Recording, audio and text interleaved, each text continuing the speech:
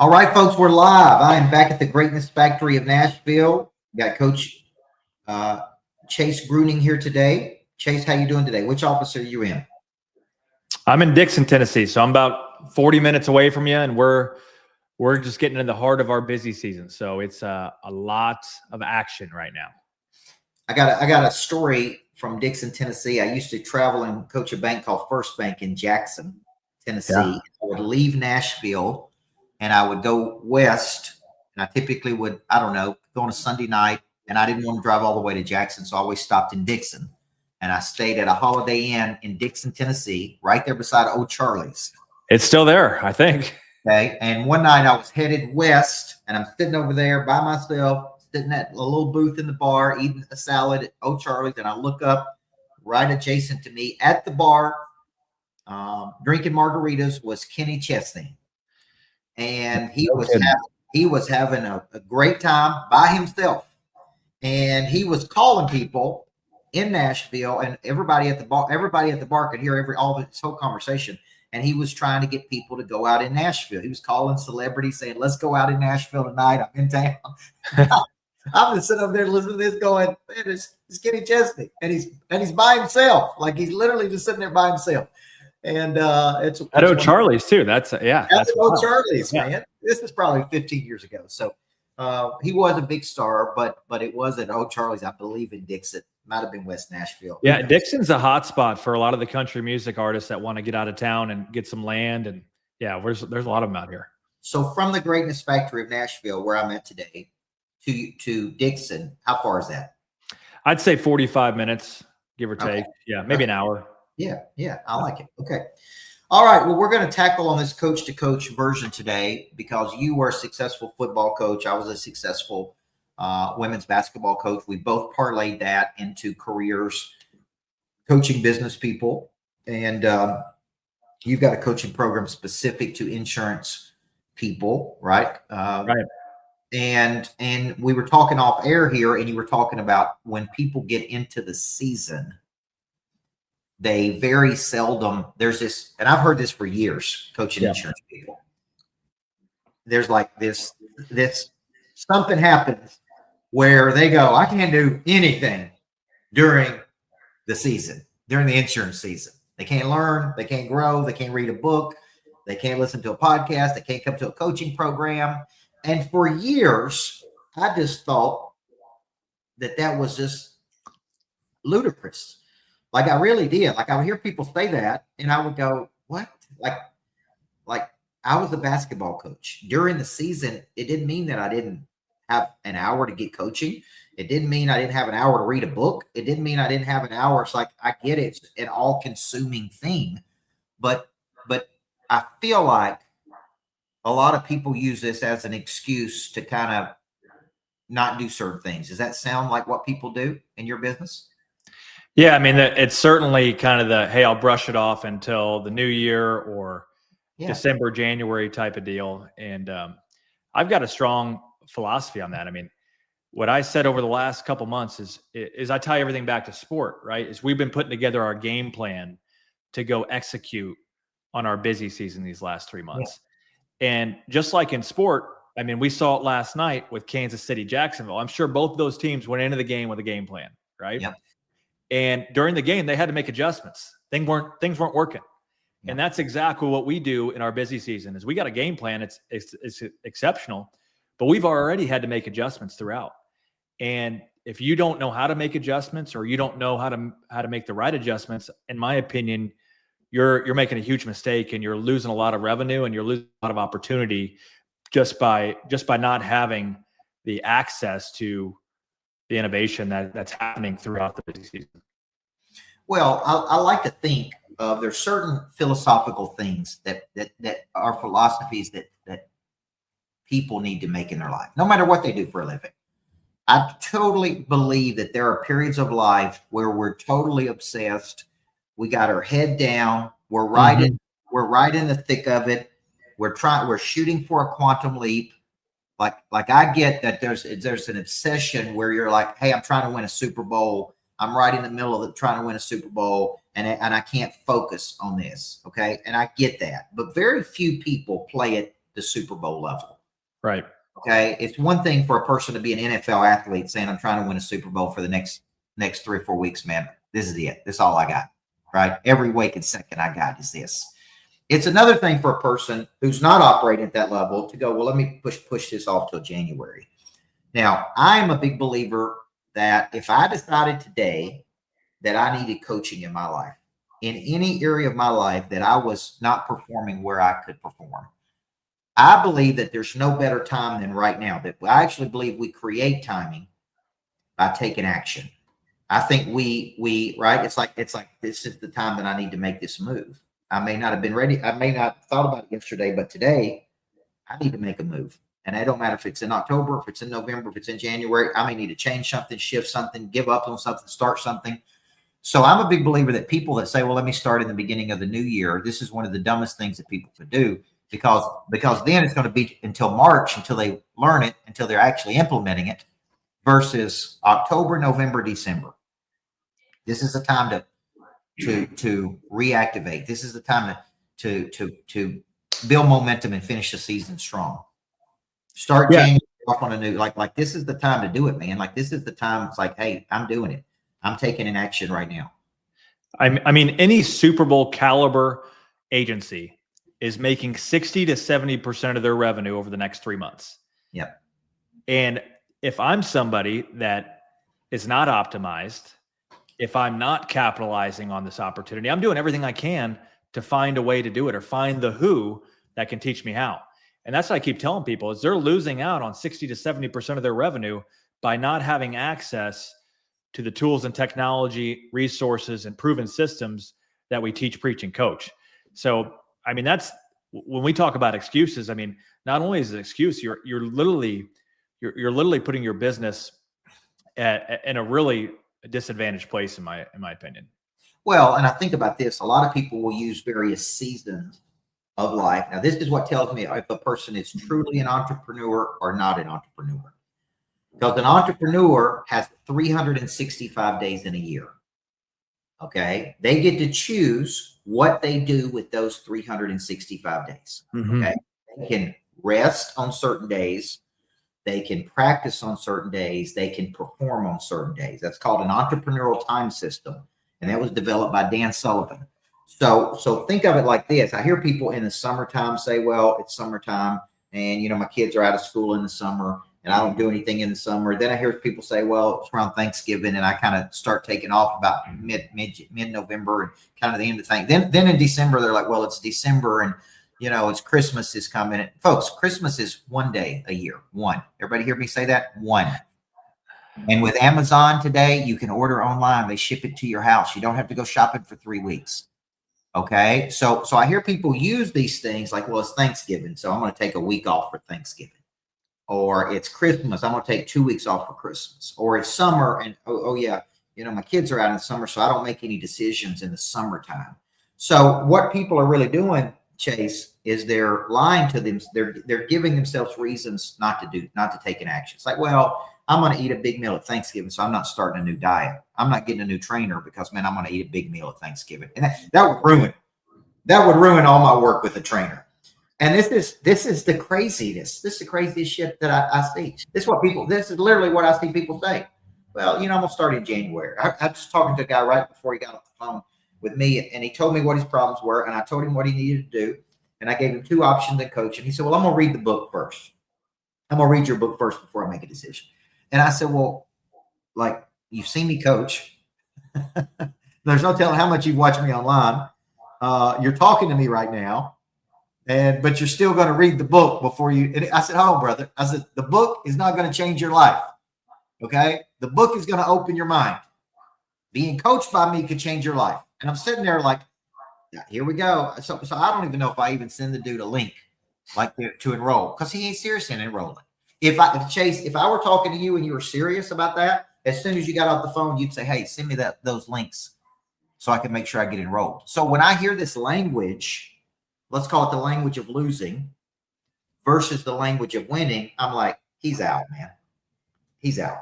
Like, anyway, where's my time sending a link? Because he's not going to do it. Okay. So what you're seeing in the insurance business, and I've seen it for years coaching insurance agencies, is people just kind of check out during this period.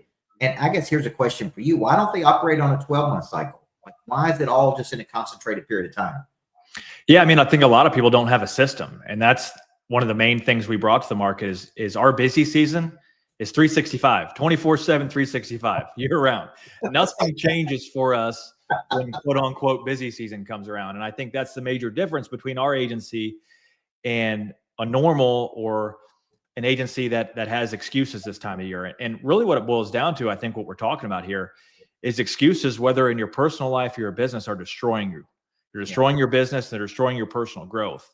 And that's what I see happen every single year is the people that push this off, the people that have excuses are the people that have had the same incremental or minimal growth for the last 10 years. The people that are calling me, I've been in the business 10 years. I have people calling me every day to say, hey, I've been in the business for 10 years, but they have that same flat line growth, just hoping to make the same money they did last year, hoping to help the same amount of clients they did last year. And that's just, I mean, we don't attract those kind of people first and foremost, is we attract people that want to have that hockey stick type of growth. And that's the people that I like coaching, is people that don't have an excuse. Well, this brings a very important selling point to what we're talking about here. Where there's no pain, there's no change. Okay. And I go back to this. Let me give you an example. When I had written 17 books and I hadn't hit the New York Times list or the Wall Street Journal list, I had gone with 4 different publishers. I finally made a decision on book number 18 to hire a coach to help me with that process, right? If I called in and I called Rory Vaden, who helped me with that book, make it a Wall Street Journal bestseller. And he says it's $18,000 and we got to do it next week because that's the only time I got available. If at that point I go, gosh, it's 18 grand and it's only 3 or 4 hours and man, it seems like a lot of money. And what could he have said to get me to take action? He could have said, look, how many freaking books are you going to write before you hit the list? Are you going to get sick and tired of watching less talented people than you hit the Wall Street Journal list? When are you going to, we could have this talk today, coach, or we could have it 5 years from today, and you're still not going to have a Wall Street Journal bestseller. Like, he could say that to me. And if I was serious, I go, that's right. That's right. Let's do it. Let's book the 18 grand and let's do it. Because there was so much pain there. I was sick and tired of getting to the same place over and over. Okay. And I actually think a lot of people have got to get to this place. So what I'm hearing you say, which is what I believe and have said the whole time, is that great insurance people do not have an in season and an out of season. Right. Postseason. They actually have one freaking season. Yep. And it's 365 days a year. And they get to choose. They don't say, well, I'm in season, I can't talk, I'm so busy. Every day, I'm busy every day. So I remember when I met with JT Fox right over here behind us on Puckett, at Puckett's. And he wanted to meet the day after Christmas. And we met for breakfast on December the 26th. And it just floored him. He's like, man, I can't believe you would take this meeting on the 26th of December. I said, man, I've been locked up in my house. I'm ready to go to work. Right. Okay. So let's meet the day after. Let's have breakfast on the 26th of December. And because I operate on an entrepreneurial time system. I rest, I practice, and I play. Now, how do we rest? I go to my house in Florida, right? But if you don't have a business strong enough, you don't have a house in Florida. For all the folks that don't understand that part, you understand what I'm saying? So, but when I'm down there, guess what I did, Chase? I went to my office. I worked and I coach people. I just did it in Florida. Right. Now, I may have rode my golf cart over there to the office or my bicycle. I went and played pickleball with my daughter, and we went to Top Golf, which I really enjoyed. Like, I could still do all that stuff, Chase. I played pickleball with my daughter on Monday morning from 9 to 10 a.m. on Monday morning. And then guess what I did? She went to the beach and the pool, and I went to my office. So it's like people get this stuff in their mind that, man, it's like I can't have a family and I can't work like you and have a family. I just can't have a family and work like you, man. And I'm like, well, you don't even know when I work and when I don't work, right? So let's use that word excuse. What definition would you give the word excuse? What do you call an excuse? I would just say putting off what you know is going to ultimately, what we're most uncomfortable with at the end of the day is what we often need most, whether it's professional growth or personal growth. And in my opinion, an excuse is just putting off what we know we need at the end of the day. And that's what I see every single day. I mean, the top players, the people that I coach that are doing 1, 2, 3, 4, 5 million, they make instant decisions. They make instant decisions. And the people that are making 100, 200,000 that always talk about how they want to make 7 figures. Those are the people that need to go home. They need to talk to their spouse. They need me to send them an email. They need me to follow up. I mean, I tell my team the same thing every time. A follow-up just means they're not interested. It means they're not ready to take action. And we don't put much weight in a follow-up because we just see it as an excuse. And at the end of the day, an excuse is just preventing you. It's destroying your business. Let me go home and talk to my wife. Let me go home and think about it. Let me go home and read your book, Dynasty, and then I'll make a decision. Okay, I was at a dinner last Saturday night with Tim Grover, Josh Altman, sold over $1 billion of real estate in LA, got it on the TV. Sean Ryan, who's a former Navy SEAL, then CIA. Rob Luna, top wealth strategist in the world. I mean, this was a who's who dinner. You with me? Oh yeah. I can't imagine. Like to be a fly on the wall. I can't imagine like having a conversation with one of those dudes and me going, you know what? I need to, kind of think about it. And, it's like I got a call from Pace Morby's team this weekend and said, hey, we need you to come out and speak at this big mastermind. They pay 40 grand to be in this mastermind. It's 450 people who paid 40 grand, by the way. Okay. And they're all 7, 8, 9 figure people. And Dr. Gabrielle Lyon can't be here. And we want you to fill in for her. Look, it's like, okay, the answer is yes. Wouldn't know my plans, wouldn't know my schedule. I got to travel that week. I got to fly out on Saturday, fly back on Sunday. I got to see my family. The answer is I'm in, man. You got to put me in front of 450 people that make 8 figures. Right? Like what's there to think about? We'll make it work. Okay.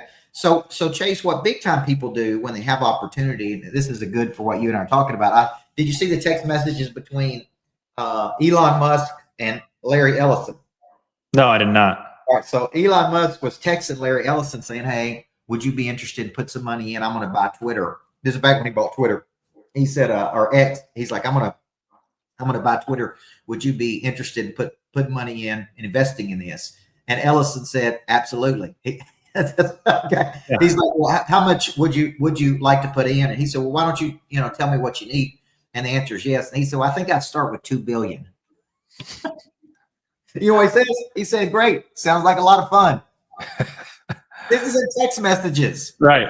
2 billion transfer. He don't even ask. Listen, he asked 0 questions about what's my returns? What do I get?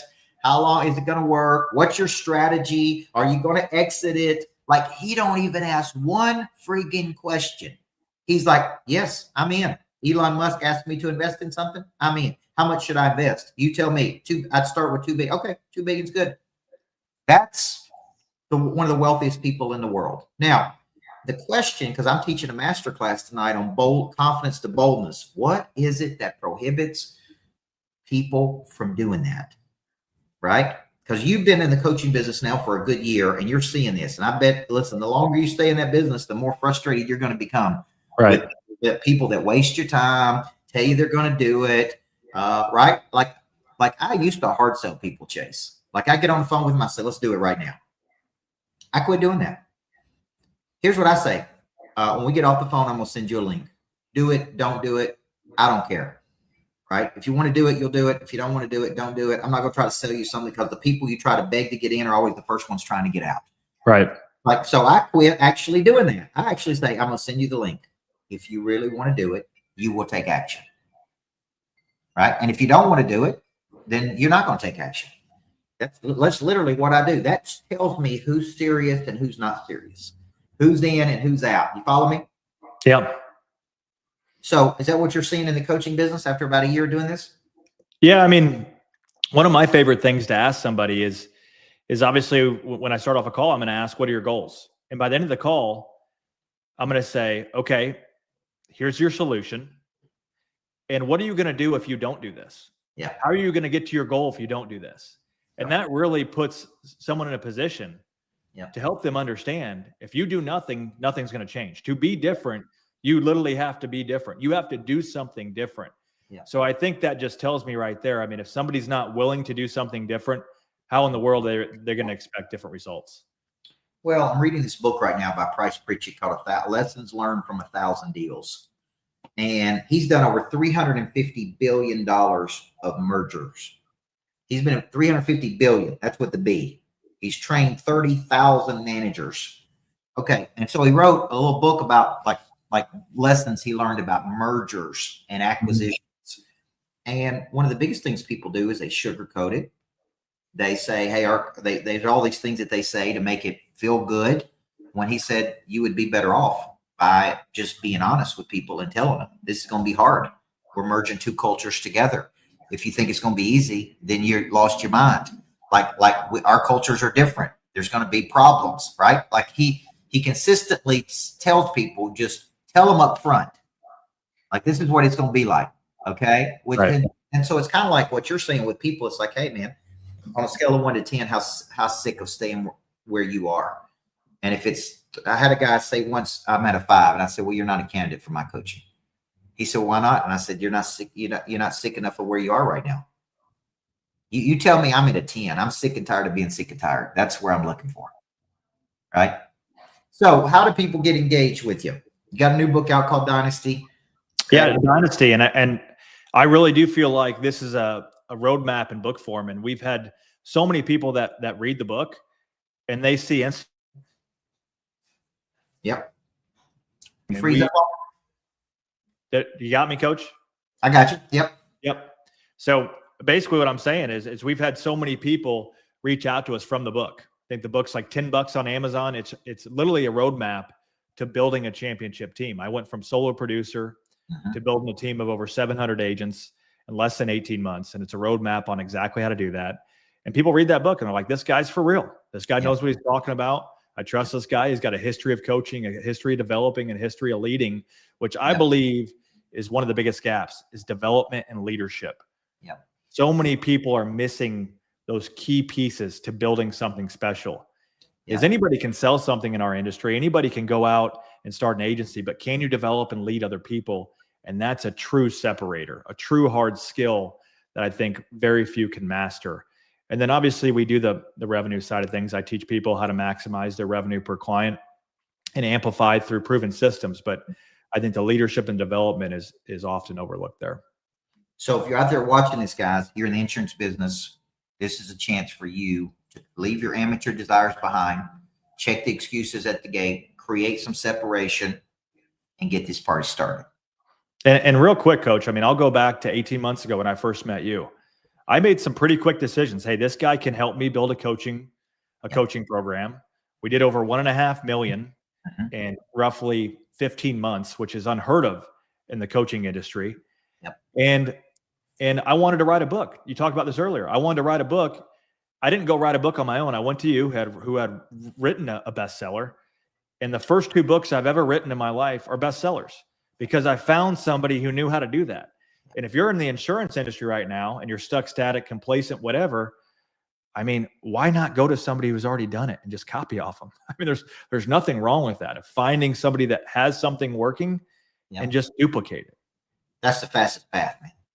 If people could just understand, it's the fastest path from A to B is experiential learning with someone who's done it. Okay. All right. So tell us the website they can go if they want to get excited. They can get the book on Amazon. Yeah, super easy. CoachGHuddle.com. You can find me on Facebook, Instagram. Reach out to me. My team's always monitoring the DMs. I'll talk to you directly if you're trying to do something serious. I love talking to people trying to do big things and solving problems. Yeah, me too. All right, check the excuses at the gates, folks. Okay, no excuses allowed here. We shut the excuse department down a couple years ago. Okay, so Chase, always good to see you. Another coach to coach. Another great session, man. Appreciate you. Appreciate you, Coach. All right.